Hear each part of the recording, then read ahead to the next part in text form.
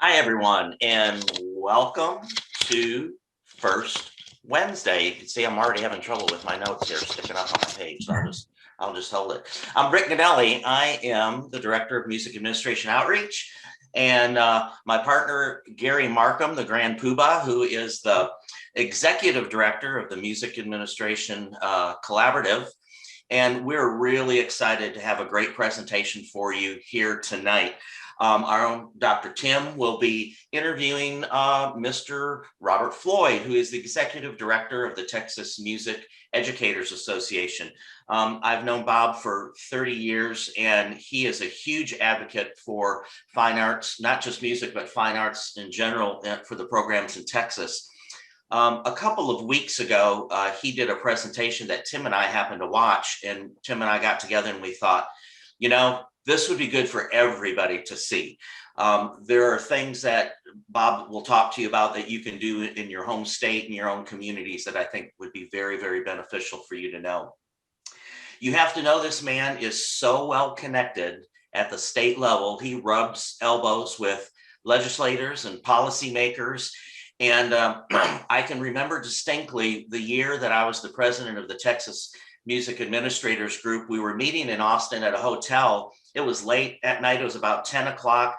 Everybody had kind of wound down for the evening. We were just having some drinks in the lounge, and my phone rings, and it's Bob, and he says, "Mr. President, you need to round up the troops. We need you at the Capitol in the morning." And so we gathered everybody up, and the next morning we followed his lead and talked to legislators about the importance of fine arts in Texas. So we could not do this without him. And I just want to thank you, Bob, first of all, for agreeing to be with us. And Tim, I'll leave it to you to pull out all the good information. All right, good. Yeah, let me echo Rick's thoughts too. Mr. Floyd, we're so glad you're here. Real quickly, because he won't say this, and this for all of you people that are 40 or younger.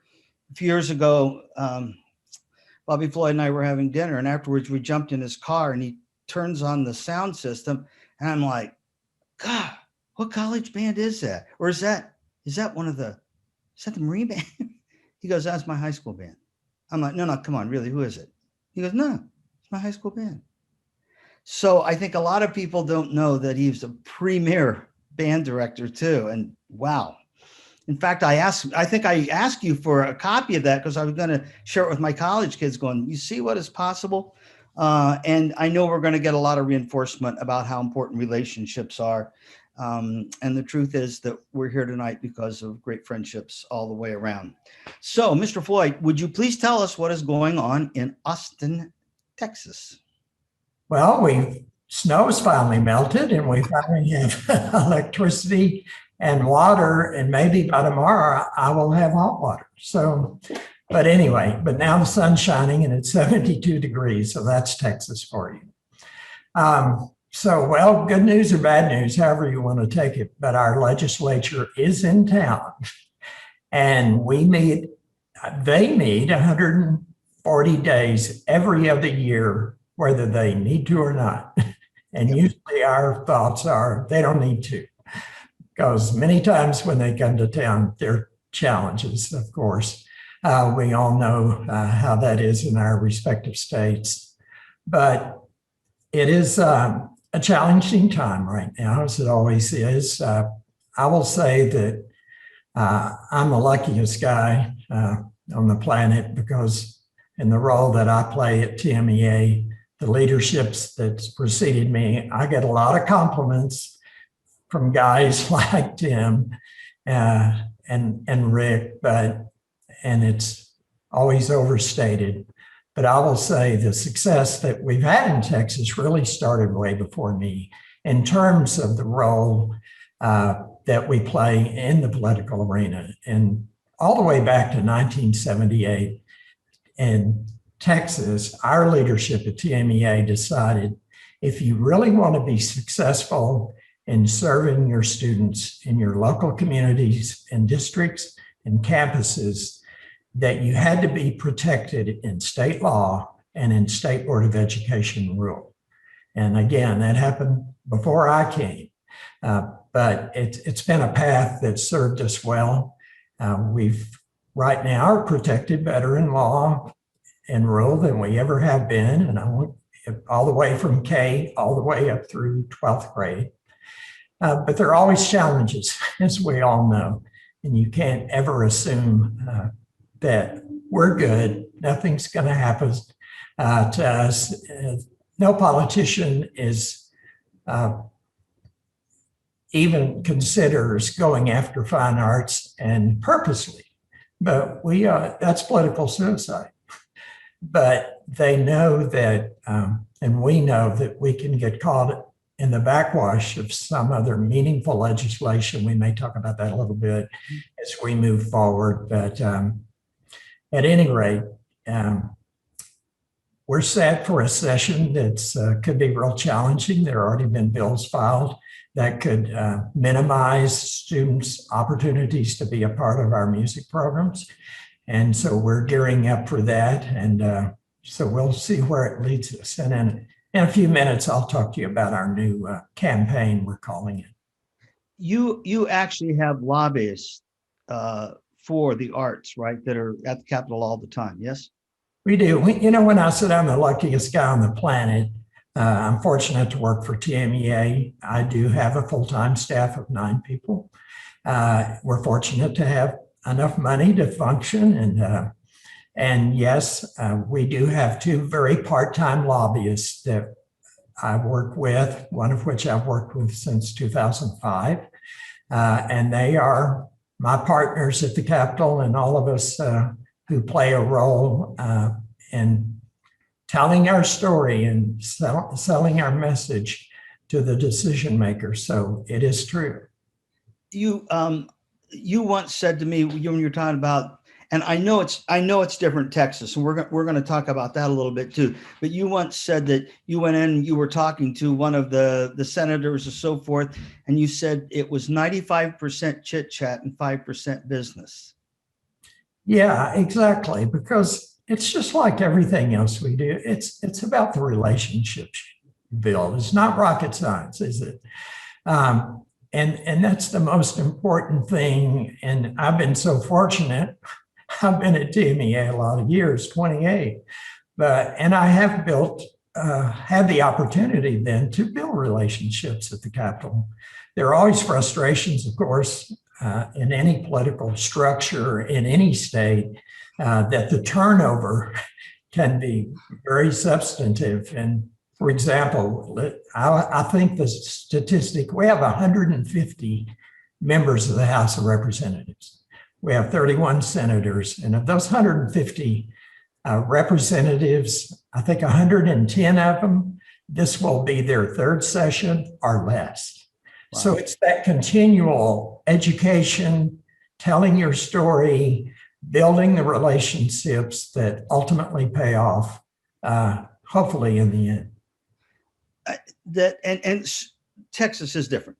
There's no question about that. So I'm a fine arts supervisor from somewhere a long way from there, and I'm going, well, yeah, sure, of course, you got 9 on your staff and you got lobbyists and everything. How does that translate, and what do I need to do?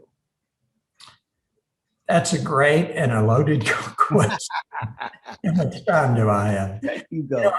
I wish I had a magic answer for that question. Because I get it, and you'll say, no, you don't really get it. But to the best that I can appreciate, we're very fortunate in Texas, and I'm very fortunate to be able to do the things I just said. I would say the first of all, if you're on this call, on this Zoom today, that tells me that there's a reason you're here. And number one, hopefully, will be that you understand the necessity of being supported by law and rule in your state. It also shows that if you're here, you're going to have to be the person or persons that are willing to put your toe in the water, if you will, and begin to take that step. Social media is a blessing and a curse, as we all know. but at least we have the opportunity to begin those discussions when you're only the only band director in one community and the others are scattered all over the state. But somehow through networking and social media, meeting with your MEA officers and what have you, it can be done. It really can. And so hopefully we can talk a little bit more about that as we move forward. I mean, the whole game is communication, right? In some fashion. And even though you may not have a bulldozer, you still have a car, you've got a vehicle to get there. And again, the people that are on this call, obviously, you're already the front runners.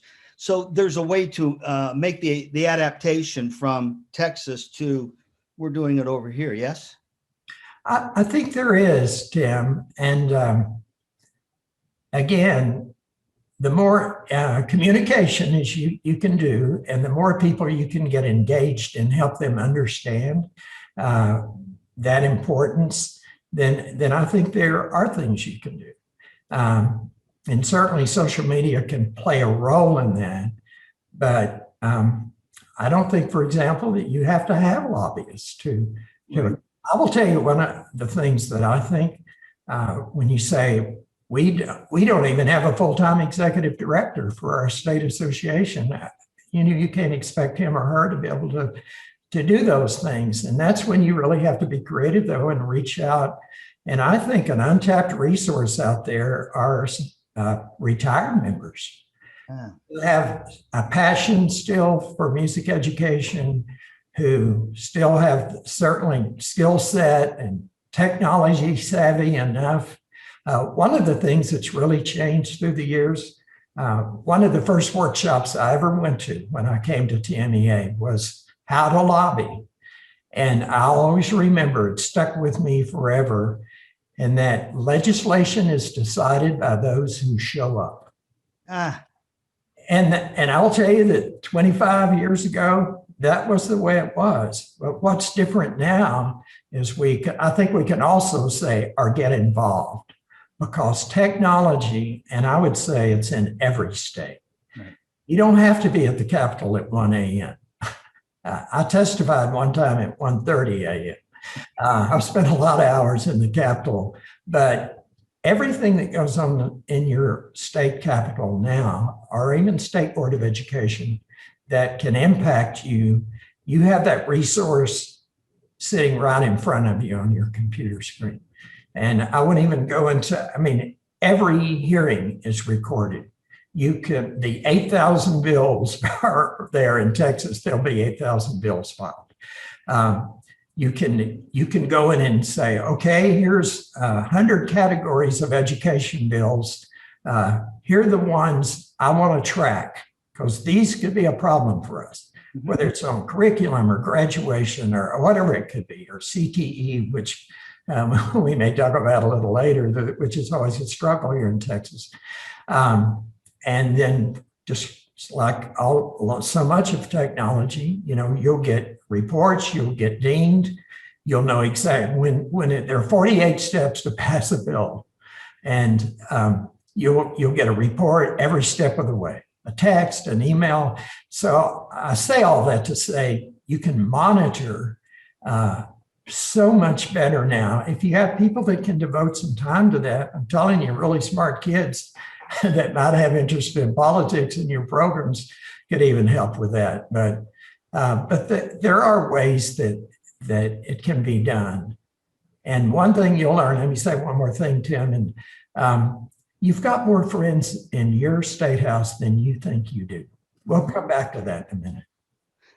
I've heard you say this, and this is something that everybody has. When you said, today we're having a mariachi group go in, or we're having the string, and you always have students there. Anybody can do that, right? Yeah, absolutely. It's a critical point. For the next 2 or 3 months, now during COVID times, access to our capital is limited. When we talk about our little campaign, I'll mention that a little bit more. But in the fall, in our magazine, I always print how to be able to perform at the Capitol during the session. You gotta be sponsored by a senator or House member, and but that's really about. And then you have to book it through the Preservation Board. But I can't tell you how many times that I've walked into the Capitol 10 or 11 o'clock in the morning, and I hear music, and I go, "Wow!" So I walk up to the rotunda, which is a magnificent place to play, by the way, or sing. And there will be a mariachi band, there'll be an orchestra, there'll be a choir, there'll be a jazz group. And I walk in, I didn't know they were there. I didn't set it up. I did tell them back in the fall, and I've encouraged it, but I'm telling you, it's a great advocacy tool. And you walk into that rotunda and it changes the whole mood of the Capitol, where everybody's on such a mission, and there'll be lobbyists, and who really loves it are the politicians. If they have a music ensemble performing from their community, they're there. It's a photo op. It's good PR for them back home. So they're all over it. So you can also do concerts on the south steps of the Capitol, and I'm sure you can do that in most states, starting at 12 to 1 in the rotunda and 1 to all afternoon. If a lot of groups are vying for those slots, not just music, of course, but pretty much in the rotunda, it's music. It's great. Every time I talk to one of the politicians, say, "Hey, do you know who played?" I mean, they hook onto that. And if it's from their area, then they're the champs. This next question, I think, is maybe a soft pitch. I looked up the other day the benefits of arts education. I Googled it. Yeah. Bobby, there was 1,130,000,000 hits. You know what I'm talking about? There's so much information. So whose job is this to take this and run with it? Yeah, that's a great question as well. And I'll talk a little bit more when we talk about the campaign in just a second. Yep. But it is everybody's responsibility. And that's also can be one of the challenges, because you know how our teachers are. They're dedicated and committed. They're already working 12, 14 hours a day. I don't have time to send an email. I don't have time to send a note, because their focus is on what? Music and student. And so getting that message out there, though, of continuing to drive the message home of the importance of being protected, again, I'll say it again, in state law and rule is critical to you being able to serve the students back in your community in the way that you want to be able to serve them. And right now, we get to the campaign in a second, but this different strategy we have utilized is, y'all know more than me. I'm sure a lot of you that are on the call are teachers now, but the last thing we wanted to have happen to our teachers in Texas is, in spite of everything, in light of everything else they're dealing with now and starting the next school year and the challenges they're going to face there, we don't want them to have to deal with one more hindrance or something that could stand in the way of them serving their students because of some bill that passes in the Capitol in the next 90 days. So we'll talk a little bit more about that. Well, I want you to talk about the project, the campaign that you have, in the sense that, I mean, when you unfolded it and when you were on with Joe and all those people the other night at the TMAC thing, and I'm going, well, anybody could do this. I mean, it's not like there's some magic unknown. It's just doing it. So tell us a little bit about it, because it is really exciting. Well, like I just said, so because of the pandemic, and really, and we initially started talking about this campaign approach, which I'll define in just a second, because we didn't even know if we'd have access to the Capitol or not. Initially, it wasn't until December 22nd that our governor finally opened things up that the Capitol could be available during the session. And then he turned around to the Senate, to the Lieutenant Governor and the Speaker of the House and said, set your own rules. Then they turned around to their members and said, set your own rules. If you walk in the Capitol today, you can get in, but you might want to see a representative, and his or her policy is, we don't want, you can talk to us via Zoom. And then you have others, come on in, you don't have to wear a mask. Sure, you've seen what our governor just did, your opinion of that. But at any rate, but we were fearful we weren't going to be able to walk the halls like we've accustomed to, and making those personal relationships and being able to tell our story face to face with staffers, who I'll come back to in a minute, and our members. So the alternative to that end is, and it's the most important of all, it's the most effective lobby that anybody has, including us. It's not so much Matt and Julia and I in the halls of the Capitol. It's back home in the legislative district. And so our message has been thus far to our members, first and foremost, start telling your story now back home, and make sure your school district, your community, your legislators are beginning to know, are hearing from you back home. So we designed this whole campaign around maybe not every being able to get in the Capitol. And so we are providing the tools and the opportunity and the communication, emails and digital postcards. And I'll talk a little bit more on that as we move forward. And so we have never launched as a concerted effort to get our teachers, parents of our students.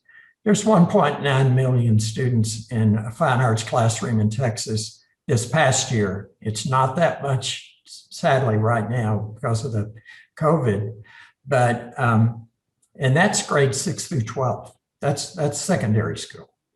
So, and realistically, not every parent out there is going to, passionate and fight the fight with us, but a heck of a lot of them are, and a lot of them are going to be music and orchestra and choir parents. And so even tomorrow night, we're partnering in this effort with the Texas Music Administrators Conference, who are the people who serve as fine arts directors in 230 school districts across the state. And you say, well, you've got 1,100 school districts, not that you would know that, but that's not that many. Well, guess what? They represent over 5 million students, because fine arts directors are pretty much, and of course, in the larger districts. So, if Rania, if you want to pull up the slide, the first picture, and I don't know if I'll see that or not, so I'm not. So here it comes. Thank you very much. So here's the difference. We've had an arts coalition in Texas for years. We have all kinds of arts associations, of course. But we chose to go a different route, and this was really the brainchild of Matt Matthews, our lobbyist, who is well-schooled in running political campaigns for candidates. A campaign speaks and denotes action. It denotes a goal, a mission. If you're running in a political campaign, your goal is to elect your candidate. If you're running a campaign on preserving fine arts in Texas schools, then it's pretty clear what we're there for. And so I'll give you the website to this. You might want to dig around it. We're building this campaign as we're flying it. And so it's sort of a work in progress, but hurriedly, let's just quickly flip. So here's the homepage, a short mission, a purpose, who we are. It's not just TMAC and us. We're pulling and growing like mad with other arts organizations across the state. You want to jump to the next one, Rania?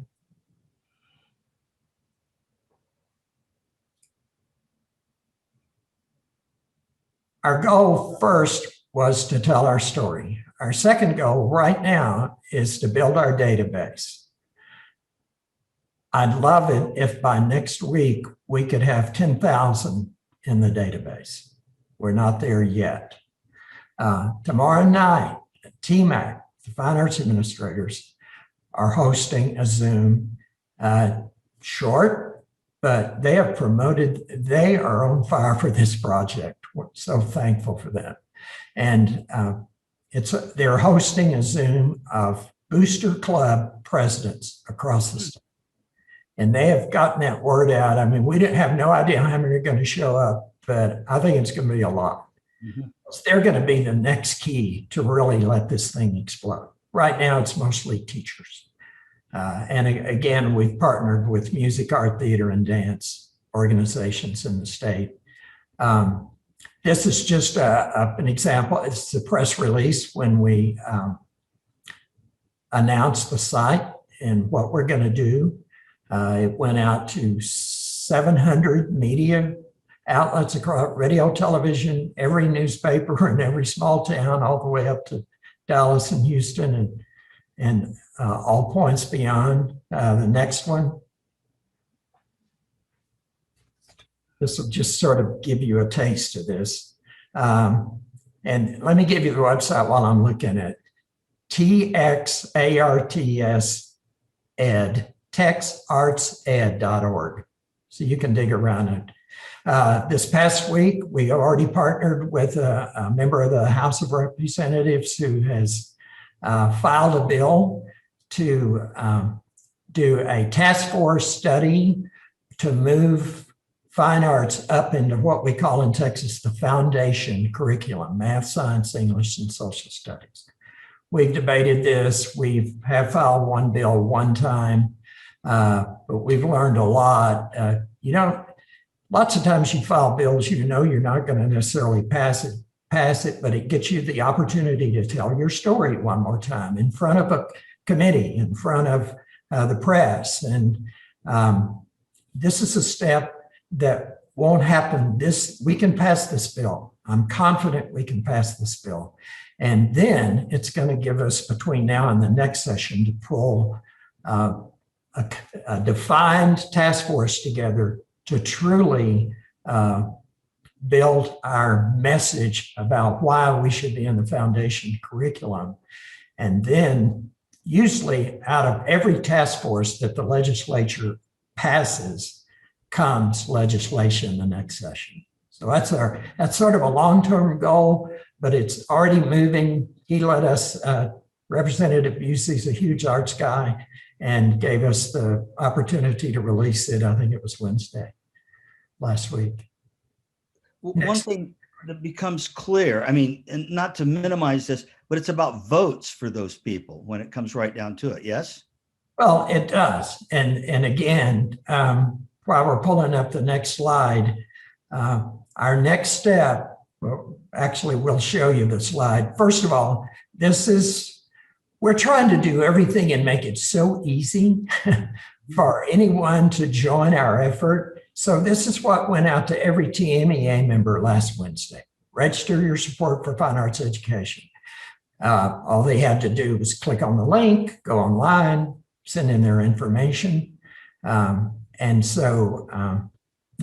move on to and I've created one of these. I say but with my staff, we've created one of these for the art educators. We've created one for the dance association. We've created one for drama and theater, thespian association is what it's called.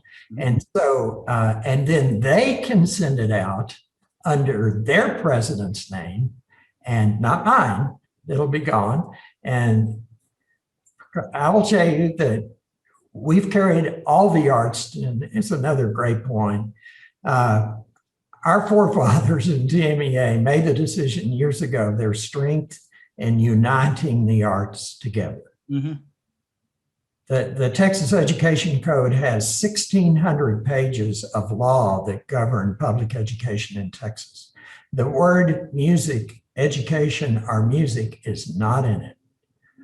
what's in it is fine arts. Then the elected body, 15-member state board of education defines fine arts as music, visual arts, theater, and dance. Mhm. And I will tell you, I'm a firm believer in that approach. And I could tell you countless stories about it wasn't necessarily a music person whose children or they were had some kind of amazing positive experience in music. We've had a couple in musical theater. It's just all over the map. And so it's worked for us. And I would strongly encourage, as if you're gonna dip your toe in the water in terms of trying to approach some kind of program and create a crusade of any kind, that you reach out to all the arts education disciplines and bring them in as partners. So the next slide, or the next. It just gives you more clout, right? I mean. Yes. Oh, absolutely. Yeah. You know, and again, I wish you could tell, I'll tell one very short one, but I remember talking to a band director out in East Texas about another issue. And I said, hey, did you know that the chairman of the State Board of Education just appointed is from your town? And he said, really, what's his name? And so I told him his name, and he said, oh, he lives around the corner from me. We walk our dogs together. This is a whole new area I've sort of stepped into. But if we could have, and then when I said earlier on, you've got more friends out there than you think you do. When you step into the Capitol between staffers, that's where it's huge. I don't know how many staffers work in the Capitol, 1,000 plus. You walk in their office, I want to speak to the representative's education person. Out walks a 22-year-old child. They listen to my spiel, and you finish, and they go, oh, I was in Bobby Douglas's choir at LD Bell. Oh, I played trumpet in Kerry Taylor's band in Westlake. Oh, you know, I play trombone in Charles Snell's Permian High School band in Odessa.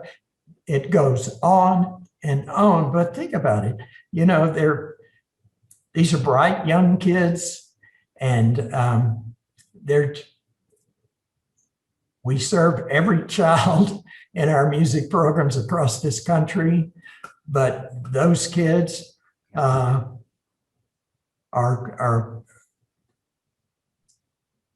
most cases been involved in some kind of arts program.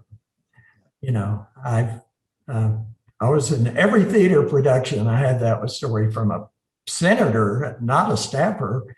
He said, what do you need? Yeah. Vice chair of the House Public Education Committee is an electronic music composer, and it never ends. So at any rate, there's a lot of support out there, and that identify is sometimes a challenge, but it's an important part. So here's the final one I wanted to show you. You say, well, so far all you've been doing is trying to build a database, and we've done that.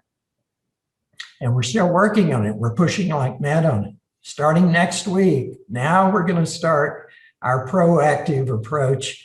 And if you can see this and read it, all it is a thank you. It's not asking for something. It's not asking them to kill a bill. It's not nothing but here's the history. In case you're new, the legislature has made fine arts a priority through the years. And so, and then when we have to come back in a month and maybe try to kill a couple of bills, then it won't be the first time they've heard from us. Right. So. There's a question here, Bobby, that from our friend Michael Stone. You know Michael in California. It says, Mr. Floyd, we have a lobbyist hired by CMEA, California Music Educators Association, several years ago, and that has been quite effective for our work in Sacramento. My question is, what type of activities do you assign to your lobbyists to build relationships with new legislatures? That's a great question, and I don't assign them to do that. Remember, we pay our lobbyists a pittance, but they have 8 or 9 other clients that are paying them a heck of a lot more money than we do. Mm-hmm. That's an important point is as you build relationships at the Capitol and you get to the point you want to file a bill or take some kind of action, find someone who believes in your cause. And lobbyists, same way. Lobbyists will take your money for push any kind of agenda, but I have never worked with a lobbyist that hadn't convinced me that they're passionate about what we do, and that's always proven out. So back to the question, I don't know that I've ever assigned them. You know, that we're going to try to build those relationships with our members and parents of our students back home. That's our goal right now. And there's another part to this. When they get that thank you next week, hopefully, staffers at the Capitol, that when they start getting communiques and communication, they treat them differently. But the ones that come in from their legislative district go in this stack. They're in Houston and they get one from Amarillo, and not so much. They'll put it in this stack. So they're going to, everything that we send out, 100% of what we send out, and our members follow through with us and send these out, it's going to be from a voter in their backyard. Yeah. So it's not just everybody helter-skelter send something to everybody. If we have a real crisis and are trying to fill something that's really going to be detrimental and we need to take strong action, we might do that. But this is really the key. And that's why it's so important that our members, and when the people have signed up with this, again, my brilliant staff, but when our members sign up for this, it's going to be so easy. It's already going to identify their representative, their senator. It's already going to be addressed to their email. I mean, they're literally going to have to click about 2 things and out it'll go. And I know that's, again, I'm the luckiest guy on the planet. But it's taking the technology of it a little further without having to pay huge amounts of money. You can hire companies to do all that stuff and track it. This will even tell us if it was opened, or that it was received.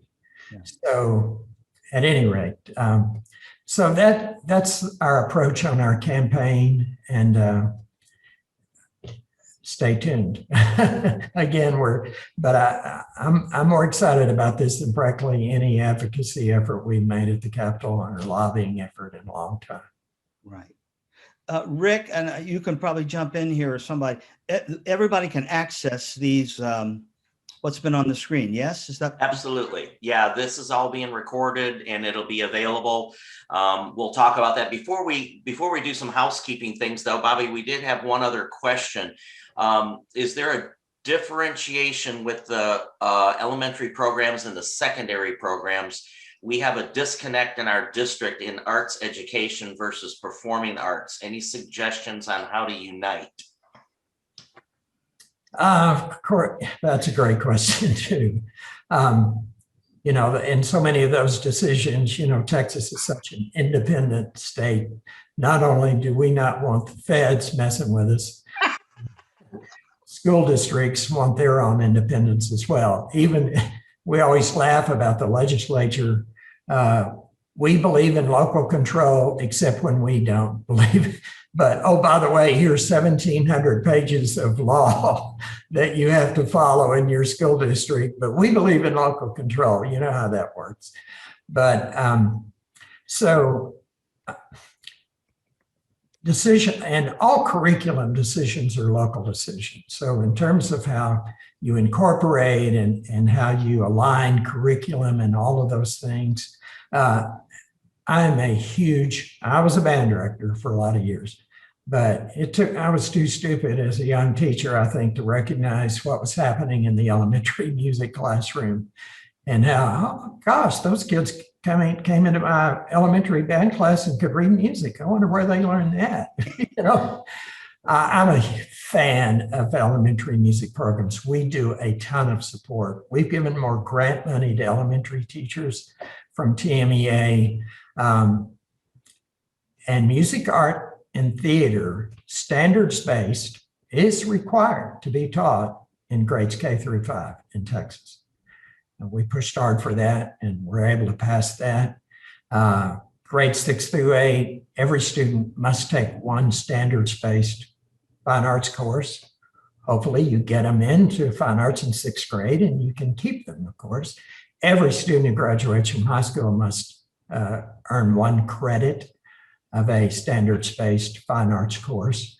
That's perhaps pretty common, I guess, around the country. I don't even know how what I just said compares to other states, but and we do everything we can to support elementary, but I'm telling you, it's tough right now. Our commissioner yesterday made the comment that kids in Texas our students are in elementary are 3.5 months behind in reading and math.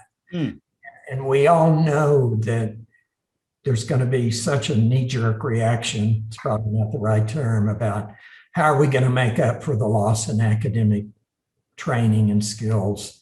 And our principals and superintendents going to react. We passed a bill, it's been 12 years ago now, because we had a horrific problem in Texas of pulling students out of our classrooms to do remediation for the state assessment. And I think that's a universal problem around the country.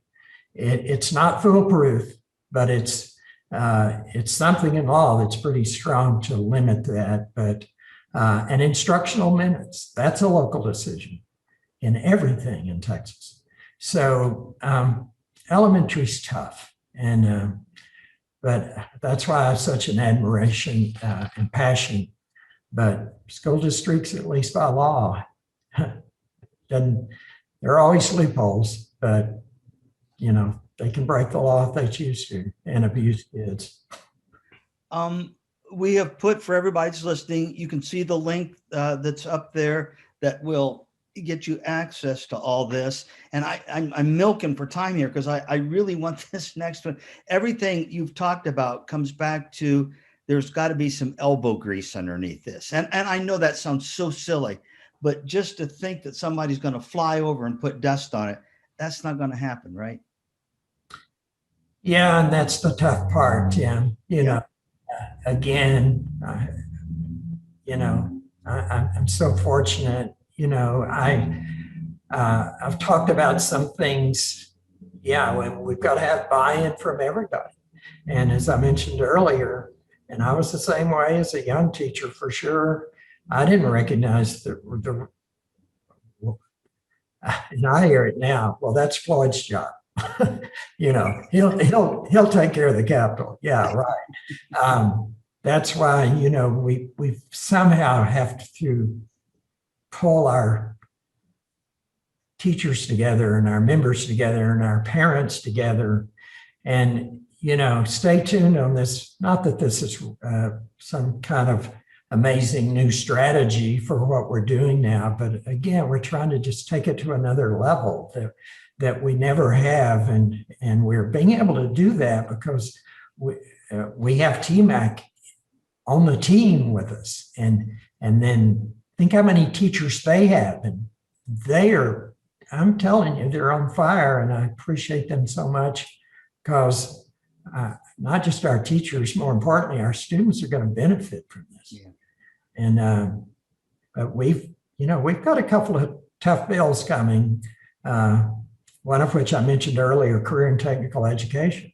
We've had a fine arts graduation requirement in Texas for 30 some odd years. There's one bill that would allow simple word change, fine arts or CTE graduation requirement. Or in essence, you're saying there's no longer a fine arts requirement. So, initially you say, well, a politician who believes in that can go, well, they can still play in the band. They can still play in the orchestra. Yeah, they can. It's way beyond that, as we all know. It's the message of why the arts and music are important for every child. And so anyway, excuse me for looking down at my notes, but I'm trying to think. I've written down a lot of things about the whole communication side. And one thing I will tell you that's helped us through the years has simply been that, again, this is by years of being there, but legislators, people at the Capitol, even still, they don't know how big we are, and they don't want to find out. And I've literally had decision makers tell me that, and including in the lieutenant governor's office. And so when we redid our graduation requirements, 2013, and created what we call endorsements for students. I hate to use the pathways word because it's really not that. And they came to us and said, will you support this if we will create an arts and humanities endorsement? We said, yeah, but that's not the concern. The concern is the students who are going to do a CTE pathway, the students who are going to do STEM, the students who are going to pursue multidisciplinary studies. Those students, we also want to have access. So the electives have got to be protected for the students to be able to do that. It's that. And so they said, okay. And so we worked 5 months with the State Board of Education to write the rules to implement that rule. And they came out great. But we don't always win. But we've been really fortunate. But again, legislation and decisions are made by those who either show up or get involved. And I don't know how else to do it beyond just selling that message. And we've got to take, as educators, music arts educators, that responsibility and to make that happen. And so I wish I had the magic dust to sprinkle, but it truly can be done. And I want to go back to you've got more support. Legislators want to do the right thing.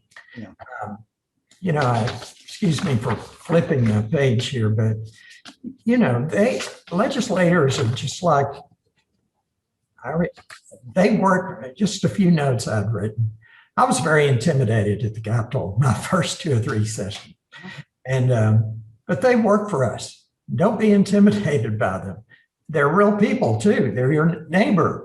They've got kids. They're candidates and they're legislators, but many of them are arts supporters. You just don't know it yet. And so figuring out how to communicate with them too is important. Whether it's social media, whether it's email, with the Capitol, you say, well, how do you really get their attention? And we're going to offer a lot of different ways. This digital postcard thing is something new for us. Emails, of course, yes, they work. Phone calls, notes are even better, personal notes. But again, if it comes from a constituent, it's golden, And so, and I'm going to go back and say, especially in the heat of an April and May for us, when things are getting so hot and heavy, even more important than getting to legislators in the crunch times, it's their staffs. Mm-hmm. You've got to build relationships with staffs. Mm-hmm. Because you may not be able to get to it. Senators are harder than House members. But another thing that we do at the Capitol, and this will be the 6th session, and this is an easy one to do.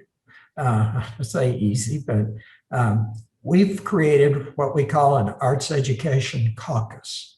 You know, you have caucuses for all kinds of special interests within the Capitol, you know, but so we select a highly respected member of the Senate and a highly respected member of the House.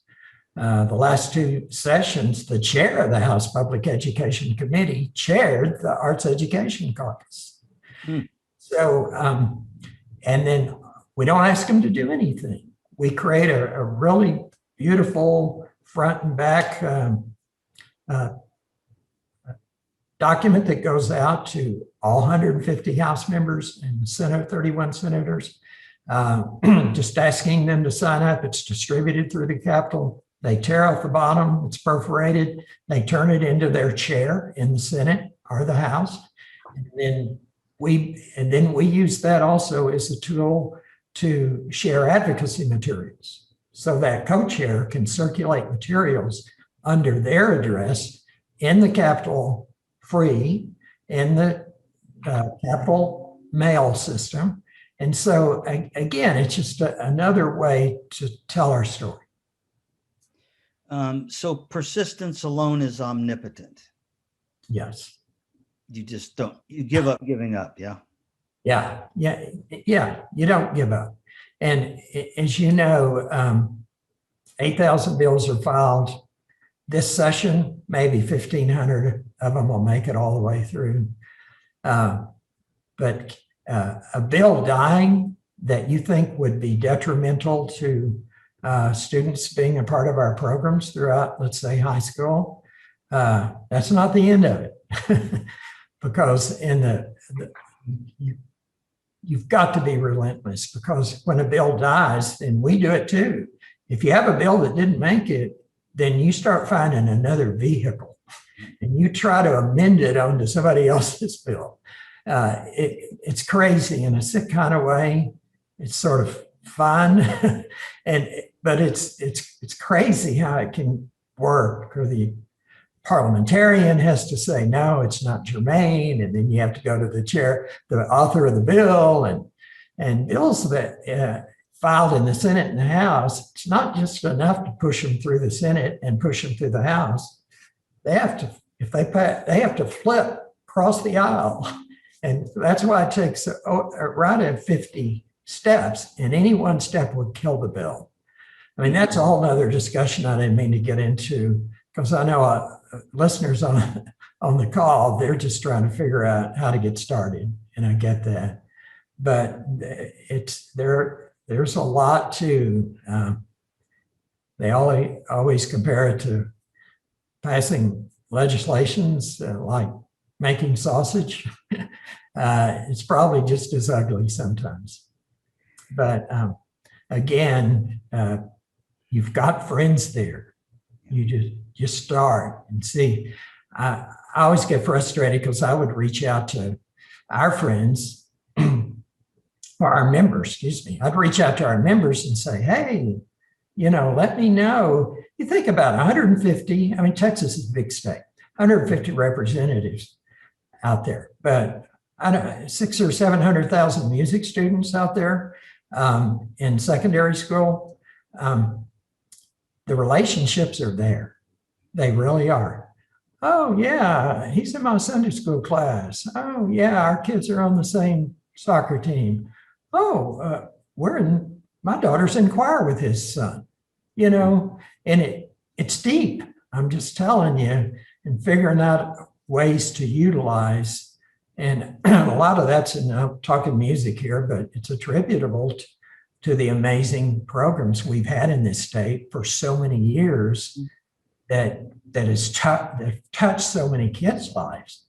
And that those people are embedded in every walk of life in this state, in your state too. So, you just gotta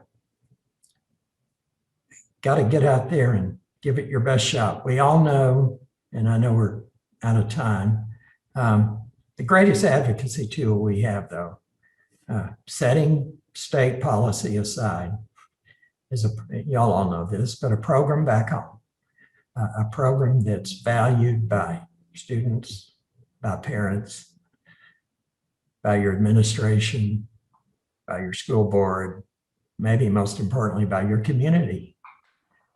You know, and it's hard to cut a program, not that it doesn't happen, but it's hard to cut a program that's truly touching kids' lives like our programs do. And we got to keep sharing that. We had a committee just 2 sessions ago, Commission on Public School Finance. And the chairman of that committee, etched in my mind forever, we got to be careful what we do in this committee, that it doesn't negatively impact a program that is already serving students in a meaningful way. And that's so true. And that's another part of our message. Wait a minute. You know, and certainly right now, as we all know, we're the answer. Yep. Music and the arts, education, classrooms are the answer, where kids feel safe, where they feel accepted. And you know, I mean, I'm preaching to the choir here. I didn't mean to be doing that, but we are the answer right now. And it's more important than ever that our programs, when we come down on the other side of this, are truly going to be the programs that really matter.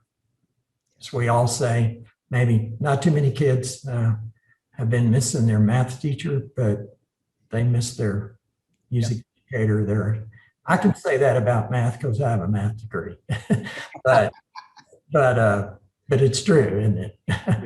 So. Bobby, I mean, we could go on for 2, 3, 4 hours. Hey, Mary, how are you? Shout out to there. And Pat, we got in the side here. I'm going to pass it back to Rick. But before I do, again, thank you, dearest friend, Bobby. You know, I love you. You're a dear brother. And I would argue with you about one thing. Texas does have some magic dust. And it's in the shape of the leadership of TMEA. So just keep doing it and setting the bar really high for all of us, because it's making a difference. Rick, it's all yours, my friend. Thanks. Yes, thank you so much, both of you. You know, not everybody has a Bob Floyd in their pocket, but like Chris Barber put in the chat, you know, those legislators do know when you contact them, whether, you know, you may not get them individually or personally, but they know that you've made contact. So don't underestimate the power that is just to start there. And the other thing, and I know Bob could attest to this, like he said, he was nervous the first time he went to the Capitol, but he just didn't become this great legislative guru, overnight. It took years of, I'm sure, stepping in potholes and, okay, we're not going to do that again, or to go this way. So the most important thing is start, right? Just start, do what you can in your area. And I know that he would be obviously very welcome to be a resource for those of you that are trying to move forward in here. Just a little bit of housekeeping, because we are out of time. Next month on April 7th, for our first Wednesday, Gary Markham is going to be our guest. And Gary has developed fabulous programs as a fine arts administrator in Cobb County. And we're going to kind of grill him a little bit about some of the secret sauce that he used to run his programs in his district. Then on May 5th, I'm happy to announce that Colonel Lowell Graham just accepted an invitation. He was the commander and conductor of the U.S. Air Force Band, and he's going to talk to us. This is my title. I said, Colonel, we want you to talk about leading during stressful times. And haven't we all had to lead here now during these last 12 months of COVID? So he's going to visit with us about that. Consumer Institute Connect is going to be virtual this year. It's June 14th through the 17th. So save the date. The 15th is going to be our Music Administration Collaborative Day. And we've got a lot of great stuff prepared for you for that day as well. Very important. I want you to look, and I'm gonna copy and drop this into the chat too. all these dates so you can copy and paste. We just started a new Facebook page. We had used a LinkedIn page, but we have so many other groups at ComSum. We're doing a Facebook page. So I want to invite you to go to that website there at the bottom and join us on our Music Administration Collaborative Facebook page. And more importantly, we want to hear from you. We know that there are other really great things happening around the country. We've had people on from California to the East Coast. I saw as I scrolled through names. So thank you for joining us. And if you have great programs, or you know somebody that's got a really unique program that you think others would benefit from, please let us know. I couldn't do this without the help of, like I said, our Grand Poobah, Gary Markham, who holds my hand through all this and helps me put all these things together. Gary, any final comments from you? Everybody, just thanks for being here. Send in your ideas, what you'd like to hear about. We'll be glad to help marshal all this through everything we do. And so thanks for your help, and thanks for being here. Bobby, thank you. You're always a blessing. Amen. I put my email in the chat, so reach out to me. Awesome. Thank you so much. Any way I can. Stay safe out there. Take care, everybody. Thank you. Thanks, guys. Mhm.